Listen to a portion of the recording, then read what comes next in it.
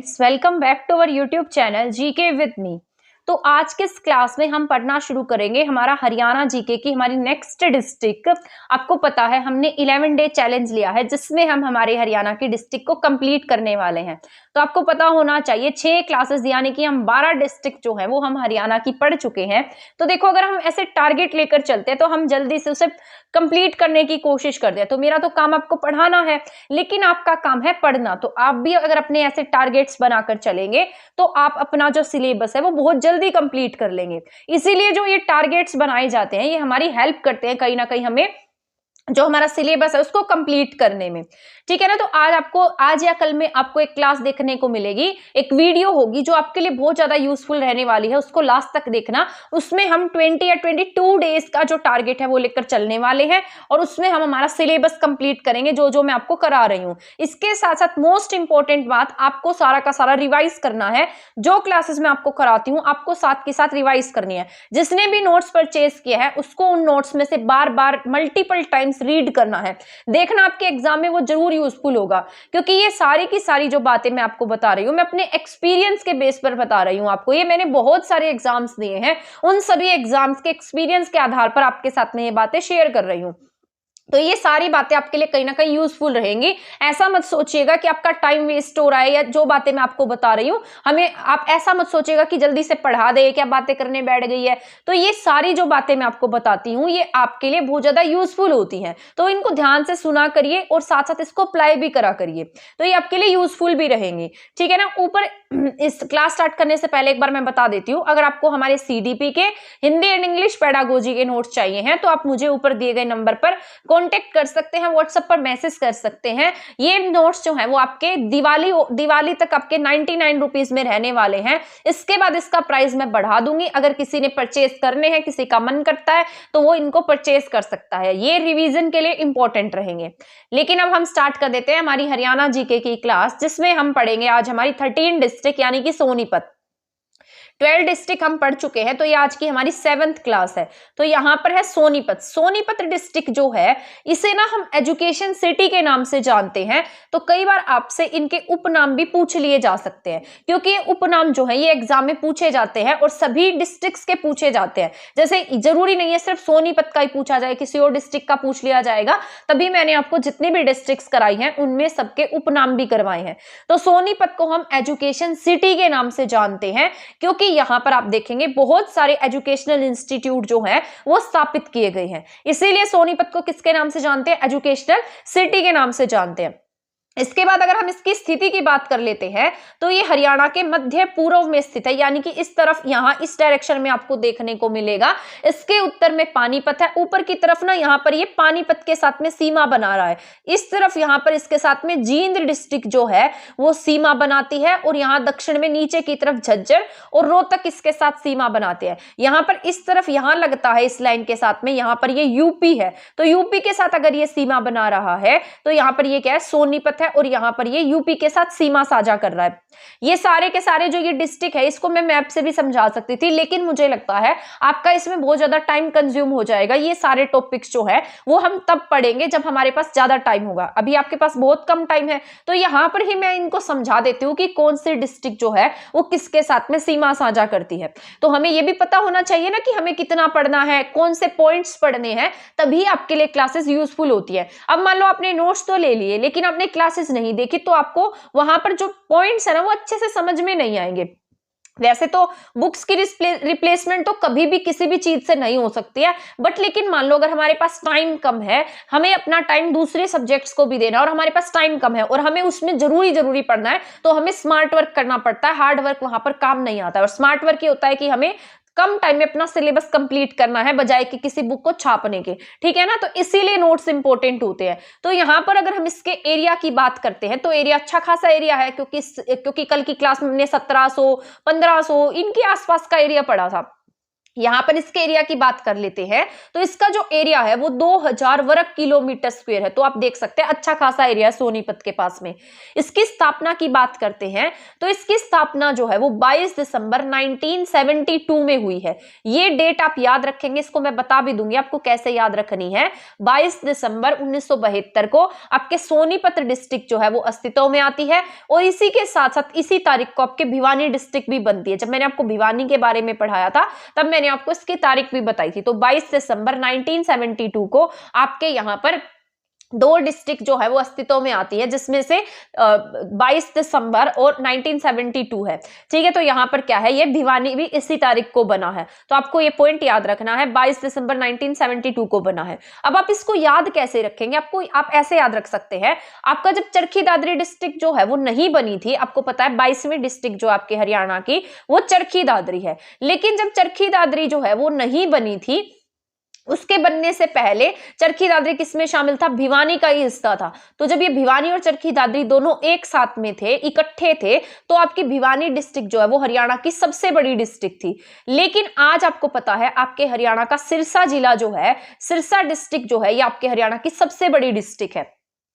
तो पहले भिवानी बड़ी थी, और आपको पता होना चाहिए 22 दिसंबर का दिन जो है वो साउथ यानी कि दक्षिणी गोलार्ध का सबसे बड़ा दिन होता है। आपको अपने ज्योग्राफी कभी पढ़ी होगी तो आपको पता होगा, एक उत्तरी गोलार्ध होता है जिसमें हमारा इंडिया आता है, एक होता है दक्षिणी गोलार्ध। दक्षिणी गोलार्ध का सबसे बड़े दिन की बात की जाए तो 22 दिसंबर को होता है। उसी तरीके से 22 दिसंबर को आपके हरियाणा का पहले सबसे बड़ा जिला अस्तित्व में आया। तो पहले सबसे बड़ा जिला कौन सा था, भिवानी था। तो इसको ऐसे याद रख सकते हैं। तो आप याद रखेंगे भिवानी के साथ साथ एक और बन जाता है, उसका नाम है सोनीपत। समझ में आ गए यहां तक के पॉइंट। कभी सोचोगे मैं तो बोलती जा रही हूं, आपको समझ में नहीं आ रहा है।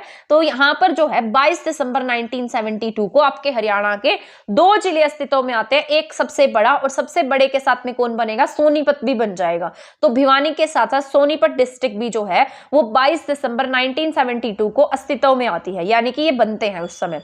इसके बाद अगर हम उपमंडल की बात कर लेते हैं, तो सोनीपत के उपमंडल में सोनीपत है खुद, इसके साथ साथ गोहाना है, गन्नौर है और खरखोदा है। Most important SC reserve seat आपको पता होना चाहिए। आपके हरियाणा में टोटल विधानसभा क्षेत्र की बात की जाए तो आपके विधानसभा सीट्स जो है वो टोटल 90 है, जिसमें से 17 जो है वो रिजर्व सीट है, यानी कि आरक्षित सीटें जो है वो कितनी है, 17 है। तो सोनीपत की जो आरक्षित सीट है वो कौन सी, आपके खरखोदा है। इसके बाद तहसील की अगर हम बात कर लेते हैं, तो सोनीपत, गन्नौर, गोहाना और खरखोदा ये इसकी तहसीलें हैं। उप तहसील यहाँ पर खानपुर कला है और राई है। बस इनको आपको रीड करना है, इनके आपको रट्टे नहीं लगाने। अगर जनसंख्या की बात करते हैं तो अच्छी खासी जनसंख्या है, 14 लाख प्लस की जनसंख्या जो है वो सोनीपत में निवास करती है। ठीक है ना, तो ये याद रख लेना है किसके साथ में है, सोनीपत के साथ में। जो इसकी सीमा मतलब सोनीपत जो है वो 14 लाख की जनसंख्या यहाँ पर निवास कर रही है। इसके साथ साथ जो इसका एरिया था, एरिया भी इसका 2000 वर्ग किलोमीटर के आसपास था। अब हम जनघनत्व की बात कर लेते हैं, तो इसका जनघनत्व जो है वो 683 व्यक्ति प्रति वर्ग किलोमीटर है।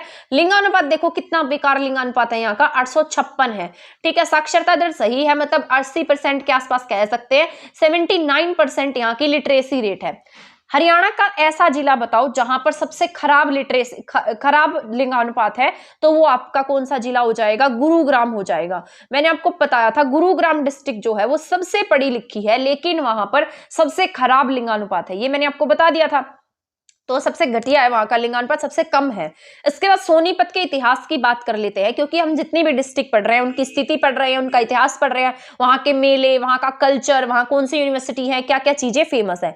इसीलिए सोनीपत को पढ़ने से पहले हमें उसके इतिहास के बारे में भी पता होना चाहिए। सोनीपत के नाम की उत्पत्ति किससे होती है, सोनप्रस्थ से होती है, जिसका नाम क्या है, सोनप्रस्थ है या सोनप्रस्थ है, जिसका संस्कृत भाषा में अर्थ क्या होता है, स्वर्णप्रस्थ होता है। स्वर्णप्रस्थ का मतलब सुनहरी नगरी हम इसको कह सकते हैं। तो स्वर्णप्रस्थ क्या है, यहाँ पर सोनप्रस्थ कह लो, स्वर्णप्रस्थ कह लो, या गोल्डन सिटी ऑफ हरियाणा भी हम इसे कह सकते हैं, और सुनहरी नगरी भी हम इसको कह सकते हैं। तो सोनीपत के नाम की उत्पत्ति सोनप्रस्थ से हुई है, जिसका संस्कृत भाषा का अर्थ स्वर्णप्रस्थ यानी कि सुनहरी नगरी है। इसके बाद प्रसिद्ध 5 स्थलों में से सोनप्रस्थ एक है। ये यहाँ पर ना आपको पता होना चाहिए, जैसे महाभारत का टाइम था, अब महाभारत के समय में जो लड़ाइयां हुई थी वो इन्हीं 5 स्थानों को लेकर हुई थी। तो ये ना जो पांडव थे, पांडवों ने इनको बहुत बिल्कुल साफ करके एक सुंदर सी जगह बना दी थी और बाद में जो दुर्योधन था वो इनसे ये स्थान मांगने लगा। तो उन 5 स्थानों में अब हमारे हरियाणा का सोनप्रस्थ, जिसे आज हम सोनीपत के नाम से जानते हैं, वो भी शामिल है। ये देखो, ये प्लेस भी मैंने लिखे हैं। जैसे इंद्रप्रस्थ था, इंद्रप्रस्थ जो है आज की जो आपको दिल्ली दिखाई देती है, जो आपकी पुरानी दिल्ली है, वही क्या है, इंद्रप्रस्थ है। पानपथ जो आज का आपका पानीपत है, ठीक है ना, तो पानीपत आज का है। तालपत और बागपत ये दोनों कहाँ के हैं, ये यूपी के हैं। इसके साथ साथ सोनप्रस्थ कौन सा है, आपके सोनीपत है। तो सोनीपत और पानीपत के लिए यहाँ पर लड़ाइयां हुई थी, ठीक है ना, तो ये महाभारत कालीन स्थान है। तो प्रसिद्ध 5 स्थलों में से सोनीपत भी जो है वो एक है। इसके बाद इस नगर की क्या की थी, दुर्योधन ने मांग की थी कि मुझे ये वाले जो एरिया है वो आप दे दो, ठीक है ना। इसके बाद यहाँ पर ऐतिहासिक स्थलों में अगर हम यहाँ पर हिस्टोरिकल प्लेसेस की बात करते हैं तो सबसे मोस्ट इंपॉर्टेंट जो है वो यहाँ पर मामू भांजा नामक मकबरा है। तो यहाँ पर मकबरे की बात की जाए तो कौन सा है, मामू भांजा का मकबरा है, जो किसका प्रतीक है, आपके हिंदू मुस्लिम एकता का प्रतीक है। तो ये याद रखना है, किसका प्रतीक है, ये हिंदू मुस्लिम एकता का। इसका मतलब यहाँ पर ना इसके आसपास मंदिर भी स्थापित किया गया है, तभी ये क्या है, यहाँ पर मतलब ऐसा कहा जाता है हिंदू मुस्लिम एकता का ये प्रतीक है। 1871 में उत्खनन के दौरान यहाँ हर्षवर्धन के क्या प्राप्त हुए, सिक्के प्राप्त हुए थे। तो सोनीपत से क्या मिले हैं, हर्षवर्धन काल के ताम्रकालीन मुद्राएं मिली हैं, सिक्के मिले हैं। तो ये पॉइंट याद रखना है, आपसे पूछा जा सकता है हर्षवर्धन कालीन ताम्र मुद्राएं कहाँ से प्राप्त हुई हैं। ये हिस्ट्री का टॉपिक में आ जाएगा। तो ये आपके कहाँ से मिले हैं, सोनीपत से मिले हैं। 1880 में रेल मार्ग शुरू किया गया। अब पर्यटक स्थल की बात कर लेते हैं। तो शंभूनाथ नहारी सोनीपत के रहने वाले हैं, यहाँ पर पर्यटक स्थल है ये। तो ये पर्यटन स्थल है सोनीपत में, शंभूनाथ नहारी के नाम से। हजारों साल पहले राजा सालवान को बाबा पूर्णमल, जिन्होंने शालकोट पर शासन किया था, वे ध्यान के लिए यहाँ पर आए थे, इस स्थान पर आए थे, जिसका नाम क्या है, शंभूनाथ नहारी। सोनीपत का पर्यटन स्थल है, बहुत पुराना है। ऐसा कहा जाता है कोई राजा सालवान थे, ठीक है, जो यहाँ पर आए थे और इन्होंने यहाँ पर क्या किया, इस स्थान की जो है वो स्थापना की, ठीक है ना। तो यहाँ पर अब आगे इसके यहाँ पर सतकुंबा तीर्थ स्थल भी यहाँ पर स्थित है। इसके साथ साथ प्राचीन माँ काली का मंदिर है जो 6000 साल पुराना है। तो आपको ये वाला याद रख लेना है, क्योंकि माँ काली के मंदिर बहुत जगह पर आपको देखने को मिलेंगे। तो सतकुंबा तीर्थ स्थल अगर पूछा जाए तो सतकुंबा ये आपके एग्जाम में बहुत बार आया है, ये आपके सोनीपत में है। इसके बाद अगर हम सोनीपत की यूनिवर्सिटी की बात करते हैं तो यहाँ पर मोस्ट इंपॉर्टेंट है ये आपके भगत फूल सिंह महिला विश्वविद्यालय। आपके पूरे इंडिया की पहली महिला यूनिवर्सिटी जो है वो आपके हरियाणा के सोनीपत के खानपुर कला गांव में स्थापित की गई है। तो आपसे पूछा जाए भगत फूल सिंह महिला विश्वविद्यालय कहां पर, आपके खानपुर कला में है। आपको पता होना चाहिए, कल की क्लास में मैंने आपको मानुषी छिल्लर के बारे में बताया था।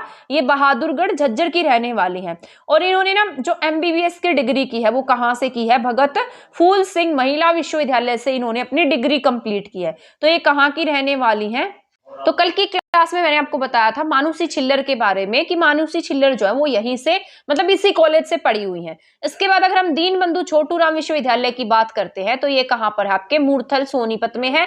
1985 के आसपास इसको स्थापित किया गया था।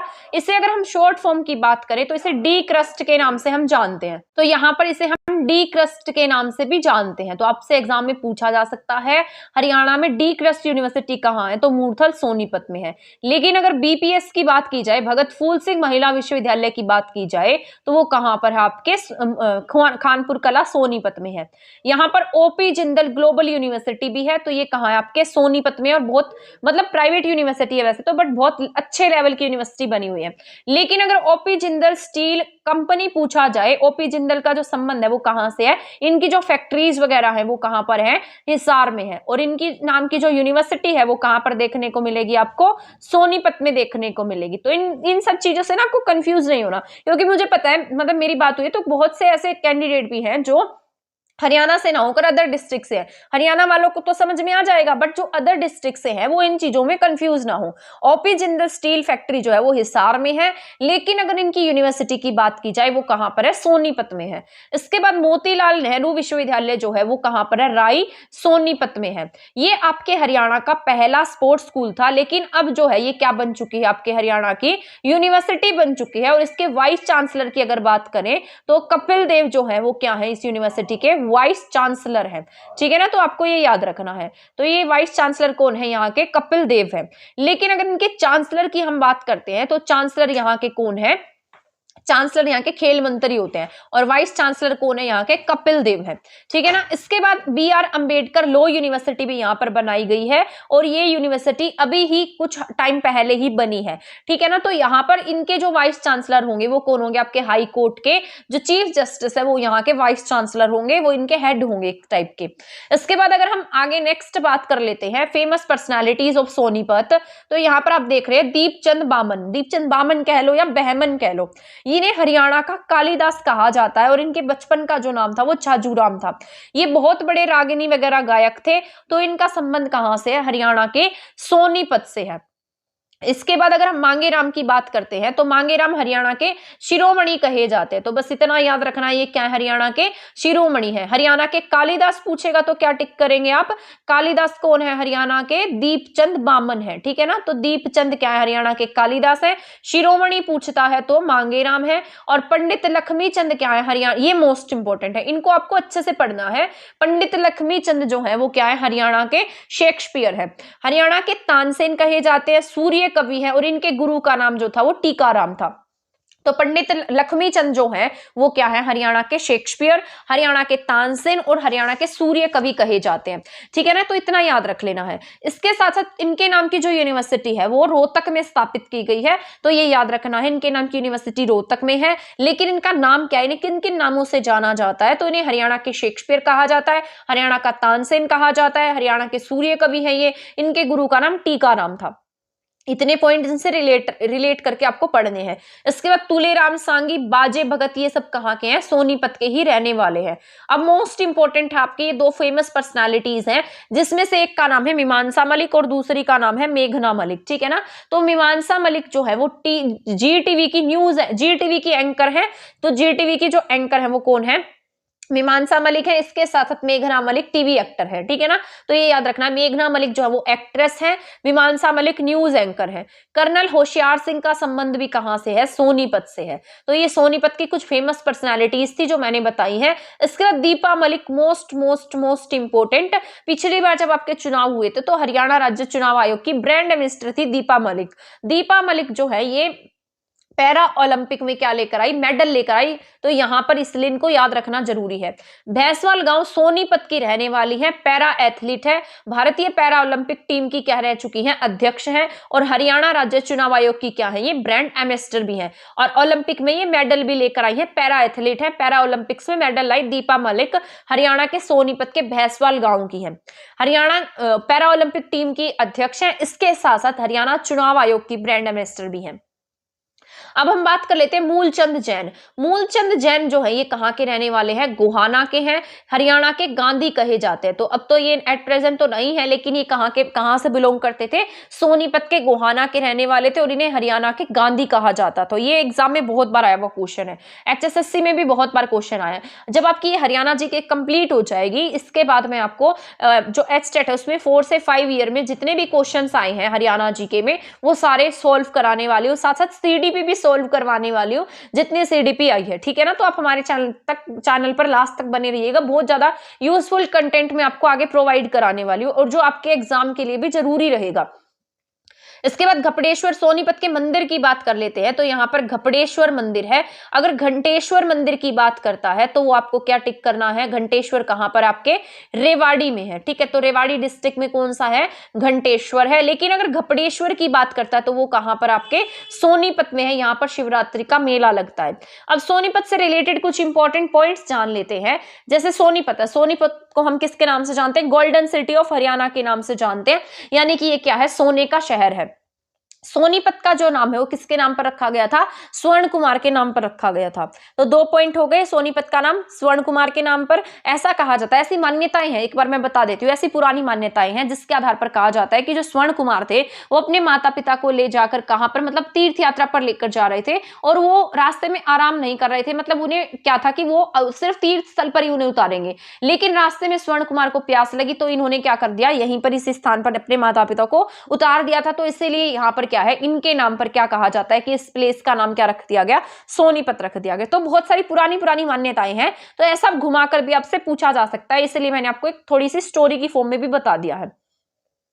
अब यहाँ पर नेक्स्ट पॉइंट है जो सोनीपत है, सूरजमुखी में, खुम्बी में, मशरूम में फर्स्ट नंबर पर है। अगर आपसे पूछा जाए हरियाणा का कौन सा शहर है जो मशरूम में नंबर 1 है, तो अगर मान लो सोनीपत नहीं आता तो सोनीपत का एक गांव है जिसका नाम है खूबड़ू।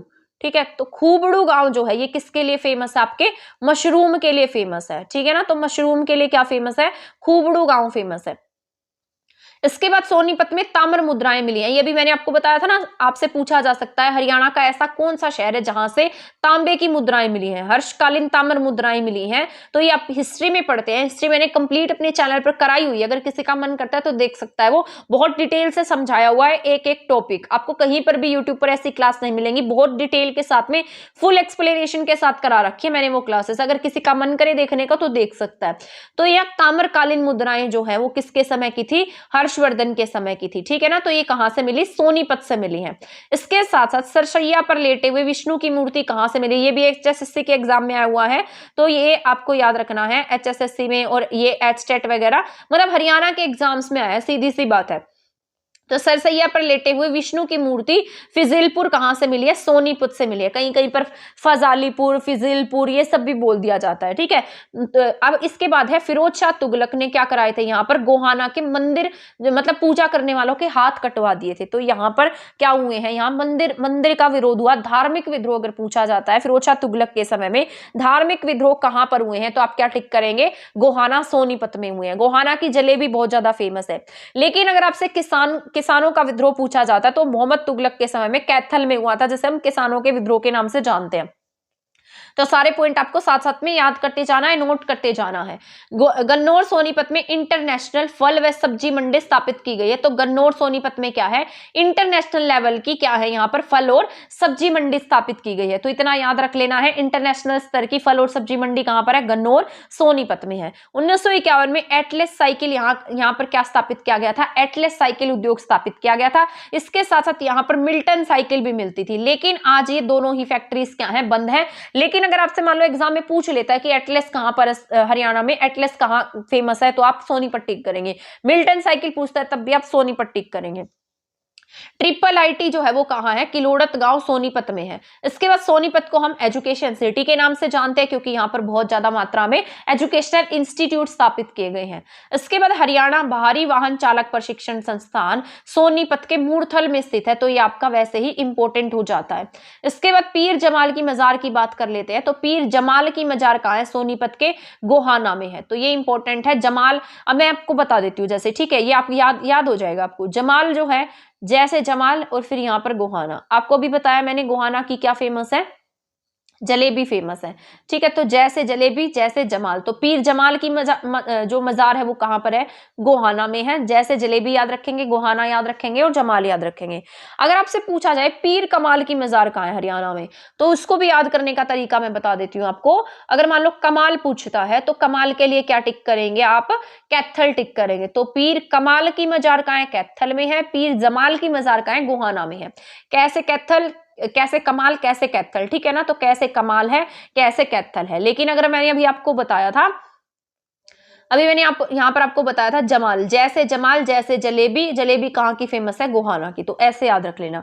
सोनीपत में खिज्र खान का मकबरा जो है वो किस में बना हुआ है? पठान शैली में बना है। तो ये आपका सोनीपत डिस्ट्रिक्ट जो है वो कंप्लीट हो गया है। मैं ऐसी उम्मीद कर रही हूँ कि आपको सोनीपत डिस्ट्रिक्ट जो है वो समझ में आ गई होगी।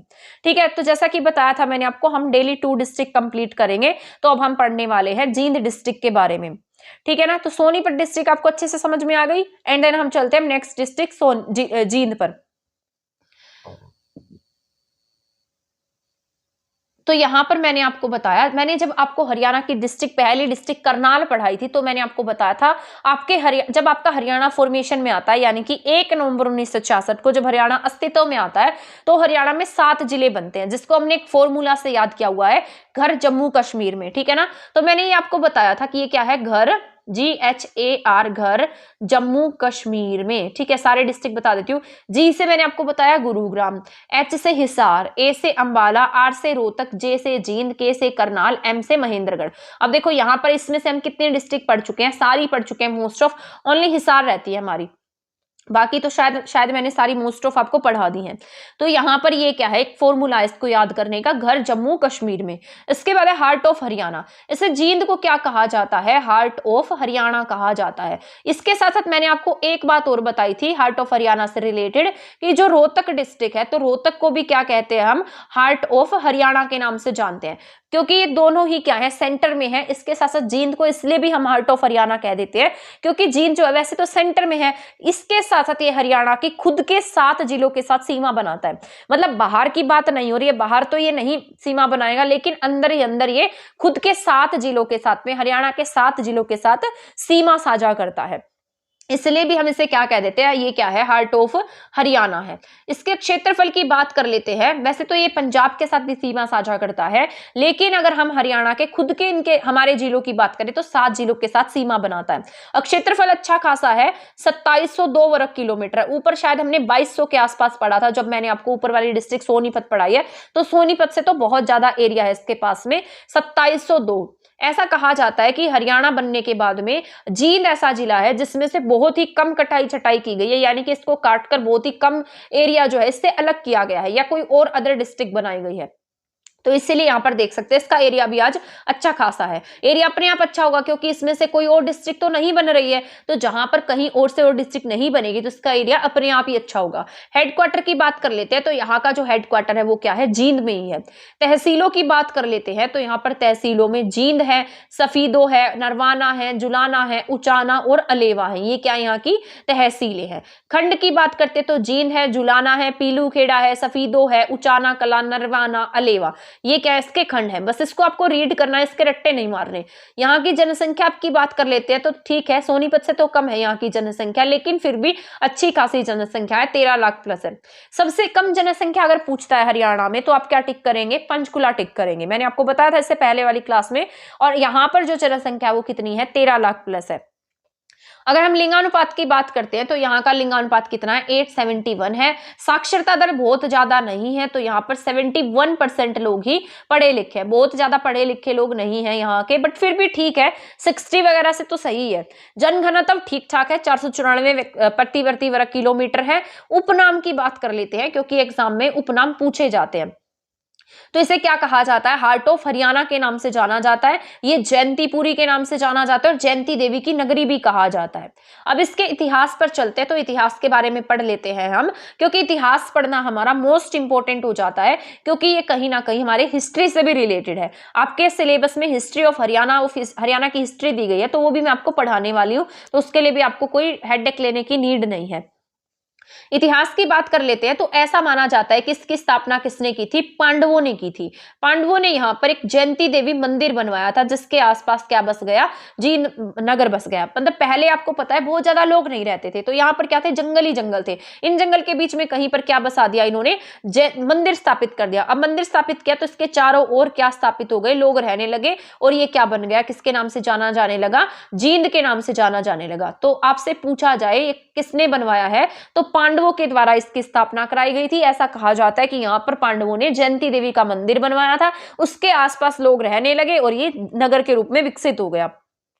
महाभारत का युद्ध लड़ने से पहले पांडवों ने इस मंदिर में क्या की थी, आराधना की थी। तो आपने देखा होगा हरियाणा के बहुत सारे मंदिर है जहां पर पांडवों ने क्या की है, पूजा की है। ज्यादातर पूजा आपको कुरुक्षेत्र में देखने को मिलेंगी। यहाँ पर जींद के जयंती देवी में भी क्या की, इन्होंने पूजा की है। ठीक है, इसके बाद अगर हम बात कर लेते हैं, राजा गजपत सिंह ने 1768 में जींद रियासत को संभाला था। तो ये इंपॉर्टेंट है, राजा गजपत सिंह से क्वेश्चन आते हैं। ऐसा भी पूछ लिया जाता है राजा गजपत सिंह का किला कहां पर है, तो वो आपके जींद में है।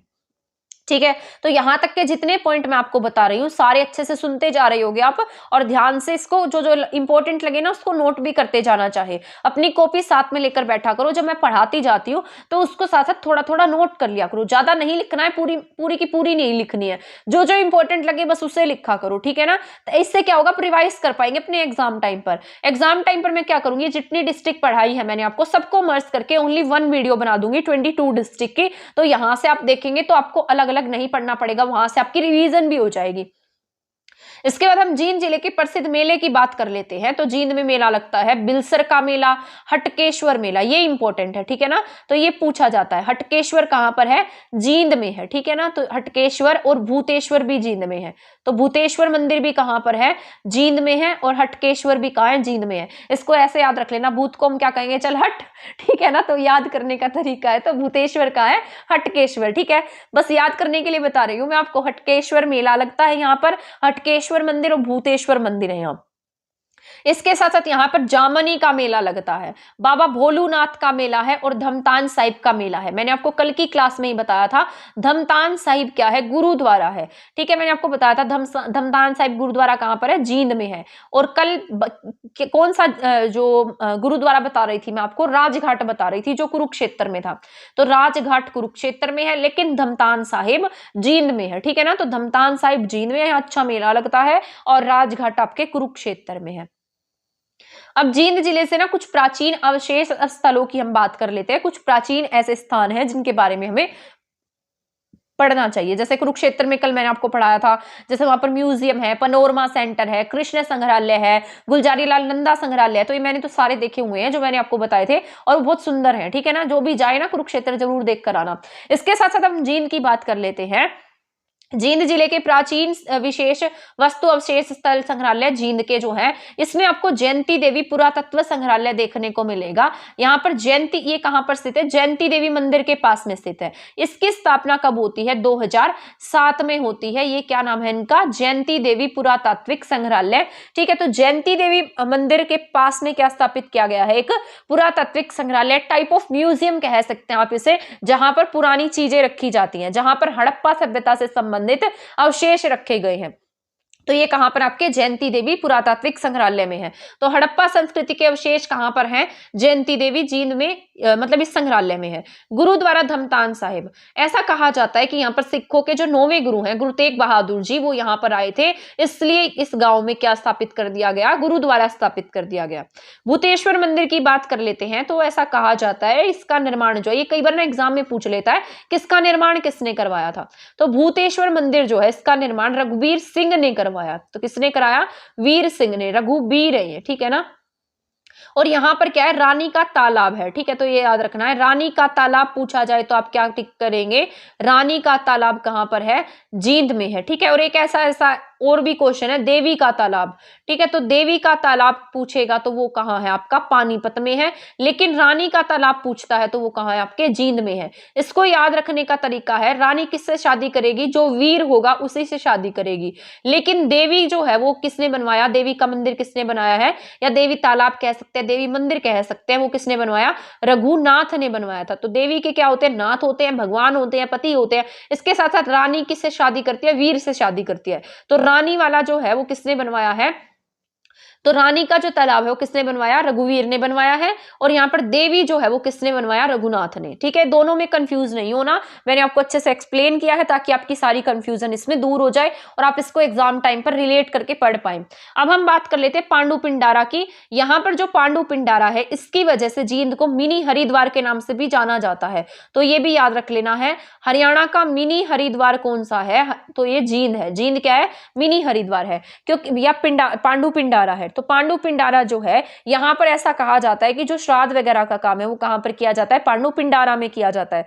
तो प्राचीन गाथा के अनुसार पांडवों ने यहां पर क्या किया था, अपने पितरों का तर्पण किया था या पिंडदान किया था, इस वजह से इसका नाम क्या रखा गया, पांडु पिंडारा। और यहाँ पर जो पांडव थे उन्होंने यहाँ पर 12 साल तक सोमावती अमावस्या की क्या की थी, तब प्रतीक्षा की थी, ताकि वो अपने जो मतलब जैसे पूर्वज थे उनका क्या कर सके, यहाँ पर पिंडदान कर सके। तो यहाँ पर पांडु पिंडारा किस लिए फेमस है, ये पिंडदान के लिए फेमस है, और इसे क्या कहा जाता है, मिनी हरिद्वार के नाम से भी जाना जाता है। इसके बाद यहाँ पर अश्विनी कुमार तीर्थ है जो जींद में है। हटकेश्वर मंदिर अभी मैंने आपको बताया है, सफीदो गांव में है। इसमें पृथ्वी के 68 तीर्थों की शक्ति समाई हुई है, तो ये इंपॉर्टेंट हो जाता है। तो हटकेश्वर कहां पर है, जींद में है। राम राय तीर्थ की बात कर लेते हैं। तो राम राय किससे रिलेटेड है, भगवान परशुराम जी से रिलेटेड है। हंस हेडर कहाँ है? आपके जींद में है। ऋषि कदम ने यहाँ पर तपस्या की थी और यहाँ पर क्या है? शिव भगवान का मंदिर भी है। पुष्कर तीर्थ मोस्ट इंपोर्टेंट है आपका। वैसे तो पुष्कर राजस्थान में है, लेकिन हमारे हरियाणा में भी क्या है? पुष्कर तीर्थ है, जो पोकरी खेड़ी गांव में स्थापित किया गया है। ऐसा कहा जाता है जमगदनी के पुत्र थे परशुराम, उसने इसकी स्थापना की थी। तो भगवान परशुराम जी के द्वारा पुष्कर तीर्थ की स्थापना की गई। और रामराय तीर्थ भी किससे संबंधित है? परशुराम जी से संबंधित है। जमगदनी की बात कर लेते हैं, यहाँ पर जमगदनी तीर्थ भी है, ठीक है। इसके साथ साथ ढूंढवा तीर्थ, ये एग्जाम में पूछा गया है, तो ढूंढवा पूछा जाएगा तो क्या टिक करेंगे? कहां पर है ये? जींद में है। ऐसा कहा जाता है कि जो भीम थे ना, भीम ने यहाँ पर दुर्योधन को ढूंढ कर निकाला था और यहाँ पर इनको मार दिया था, इस वजह से इसका नाम क्या है? ढूंढवा तीर्थ है। अब यहाँ पर जींद की कुछ यूनिवर्सिटी की हम बात कर लेते हैं कि जींद में कौन सी यूनिवर्सिटी फेमस है। तो यहाँ पर चौधरी रणबीर सिंह यूनिवर्सिटी है। इसकी स्थापना 24 जुलाई 2014 को होती है, ठीक है। तो ये याद रखना है, ये चौधरी रणबीर सिंह हुड्डा यानी कि जो भूपेंद्र सिंह हुड्डा है, उनके पिताजी के नाम पर इस यूनिवर्सिटी को स्थापित किया गया है। अब हम बात कर लेते हैं वन्य जीव संरक्षण केंद्र की। तो यहाँ पर बीरबारा संरक्षण केंद्र है। बीरबारा पूछेगा तो जींद से 5 किलोमीटर दूर पर क्या है? बीरबारा संरक्षण केंद्र है। अब यहाँ पर कुछ फैक्ट्स पढ़ लेते हैं जो जींद से रिलेटेड है, एंड देन हमारा ये कंप्लीट हो जाएगा। सफीदो पूछेगा तो सफीदो कहाँ है? जींद में है, ठीक है ना। यहाँ पर क्या हुआ था? सर्प दमन यज्ञ हुआ था, तो ये इंपॉर्टेंट है, ठीक है ना। तो सर्प दमन यज्ञ हुआ था, तो ये याद रख लेना है। राजा परीक्षित ने अपने पिता की मौत का बदला लेने के लिए यहाँ पर क्या कराया था? सर्प दमन यज्ञ कराया था। इसके बाद हम पढ़ लेते हैं जींद से 1857 की क्रांति का विद्रोह जो है वो किसने किया? राजा प्रताप सिंह ने किया। ये इंपॉर्टेंट है, एचटेट में आया हुआ क्वेश्चन है, तो PYQ क्वेश्चन है ये आपका एचटेट का, तो इंपॉर्टेंट भी हो जाता है। तो जींद से 1857 की क्रांति का विद्रोह किसने किया है? प्रताप सिंह ने किया है। ये मैं आपको 1857 की क्रांति बहुत अच्छे से एक्सप्लेन करके समझाऊंगी कि कहां से किसने नेतृत्व किया, ताकि आप इसको बहुत अच्छे से याद रख पाए। अब यहाँ पर मिल्क प्लांट लगा हुआ है जींद में, 1997 में इसकी स्थापना हुई थी। जींद जिले से कोई भी नदी नहीं बहती है। जींद जिले की नरवाना में फूड पार्क स्थापित किया गया है। KD दलाल जो है इन्हें लेडी खली के नाम से जाना जाता है और ये भी जींद की रहने वाली है। क्रिकेटर UG चहल आप सभी जानते हैं, जींद से रहने वाले हैं, जींद से बिलोंग करते हैं। हरियाणा का प्रथम गांव सेक्रेटेरिएट जो है वो कहां पर है? हैबतपुर जींद में है। इसके बाद नेक्स्ट एंड लास्ट पॉइंट हमारा VVPAT का प्रयोग, ये भी एचटेट में आया हुआ क्वेश्चन है, तो ये आपका मोस्ट इंपोर्टेंट है, बट उस टाइम का रीसेंट का क्वेश्चन था इसलिए पूछा गया था। तो VVPAT का सबसे पहली बार प्रयोग कहां हुआ? जींद उपचुनाव में हुआ था, जब वहां से आज के जो एट प्रेजेंट के MLA है कृष्ण मिड्डा, उनके जो इलेक्शन हुए थे उसमें इसका यूज किया गया था। तो 2019 में इसका यूज किया गया VVPAT का, तो ये VVPAT आपको याद रख लेना है। तो आज की क्लास हमारी कंप्लीट हो गई है। तो आज की क्लास में हमने सोनीपत और इसके साथ साथ सोनीपत के साथ साथ मैंने आपको पढ़ाया है जींद डिस्ट्रिक्ट के बारे में। ऐसे हमारे यहाँ पर 14 डिस्ट्रिक्ट्स जो हैं वो कंप्लीट हो गई हैं। 14 हुई हैं, पता नहीं 12 हुई हैं, देख लेना, ठीक है। मैं आप बाद में चेक करूंगी तो आपको सारी कंप्लीट ही कराऊंगी, क्योंकि मैं बहुत सारी क्लासेस बनाती हूँ, मुझे याद नहीं रहता कौन सी कितनी क्लास हो गई है। तो आप चेक कर लेना जितनी क्लास हुई है। इसके बाद जितनी 22 डिस्ट्रिक्ट होंगी वो मैं आपको 11 डेज में कंप्लीट कराई दूंगी। डेली की हमारी ये सीरीज आ रही है, तो आप इस क्लास को ज्यादा से ज्यादा शेयर कीजिए ताकि ये बहुत ज्यादा बच्चों तक पहुंचे और मुझे भी मोटिवेशन मिले, ताकि मैं आपको और ज्यादा अच्छा कंटेंट प्रोवाइड करा पाऊं और ज्यादा से ज्यादा क्लासेस बना पाऊं। मैं भी अपने डेली शेड्यूल में से टाइम निकालकर आपके लिए दिन में रात में सारे टाइम क्लास बनाती हूँ, तो आप मेरे लिए इतना तो कर सकते हैं, क्लासेस को शेयर तो कर ही सकते हैं। तो अब मिलेंगे नेक्स्ट क्लास में नेक्स्ट टॉपिक के साथ, तब तक आप हमारे चैनल के साथ बने रहें। थैंक यू, धन्यवाद।